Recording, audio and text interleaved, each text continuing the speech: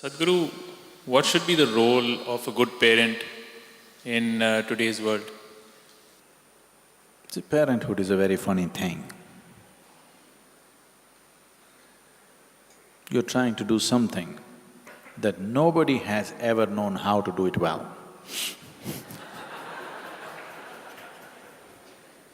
Yes? Nobody has ever known what is the best way to parent their children. Even if you have 12 children, you're still learning. You may raise 11 properly, the 12th one can give you works, you know.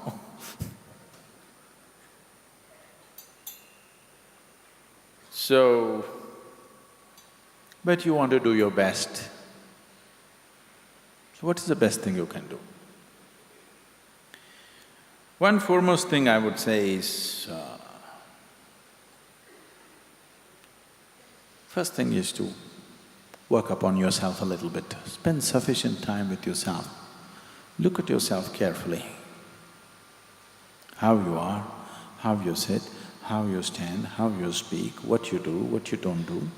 I think you must look at yourself very carefully because the children are picking up everything rapidly and they'll exaggerate everything that you're doing. So, one foremost thing is, at least make yourself in such a way that you would like to be. Somebody may not approve, it doesn't matter. At least you made yourself in such a way that you like the way you are. At least that much you must do. Maybe you cannot raise to somebody else's standards. We don't know what kind of standards they set for you, but at least you must become the way you like it, the way you are. That is a must. But that will only create the necessary ambience. It still doesn't make you necessarily a good parent, but it creates the necessary ambience. But creating the necessary ambience is a large part of parenthood, large part.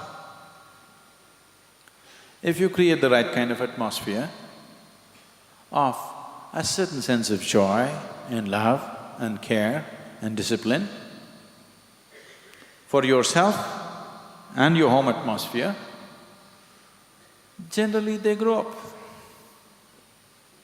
Of course, you want to provide opportunities for them. Each one of us can provide opportunities only to the extent it's available to us, isn't it? Yes? You cannot provide an opportunity for which you don't have access. You'll always do according to your limitations. I'm sure in that area you'll do your best, but the important thing is what kind of human beings or brats you raise. For that, what kind of human being are you is an extremely important part of raising children. So, if your wife became pregnant, it's time for transformation for you. Because now, another life is coming in. You yourself are the way you don't like yourself to be. Definitely, one more need not go that way, isn't it? So, becoming conscious of what we are doing is extremely important. What should we teach? What we should do? I think one important thing that you should teach your children is that they learn to question everything, but not with suspicion, with a genuine wanting to know. Questioning can become a very sick thing or a very healthy process. People question because they already suspect everything is evil. This is a sickness. But the basic purpose of a question is an instrument which helps you to dig a little deeper than where you are, isn't it so? Yes? Question is essentially an instrument with which you can dig a little deeper. That's the purpose of a question. If you just bring this into your child's mind, that a child can question anything, including you, the way you are, if you allow that, in a healthy way, not in a sick way, questioning things because you think something is wrong with everybody.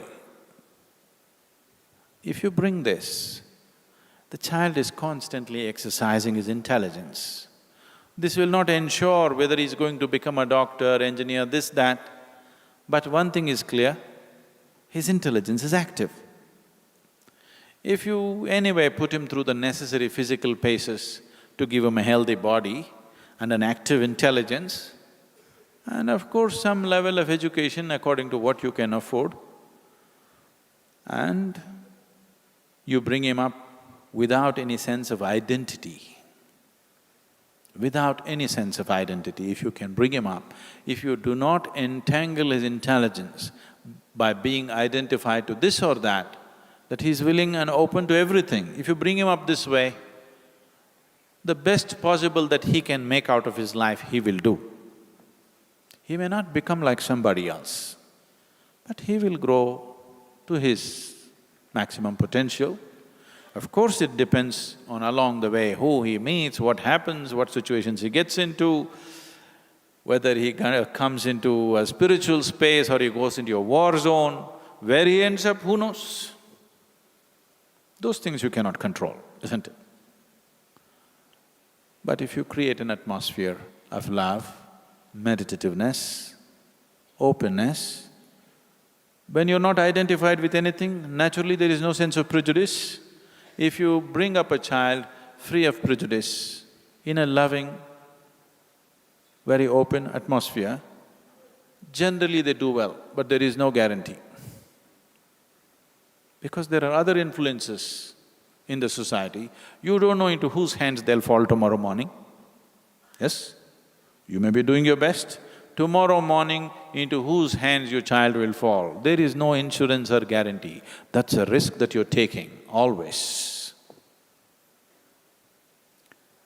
But the only thing is, did you do your best or not? That's all there is to life.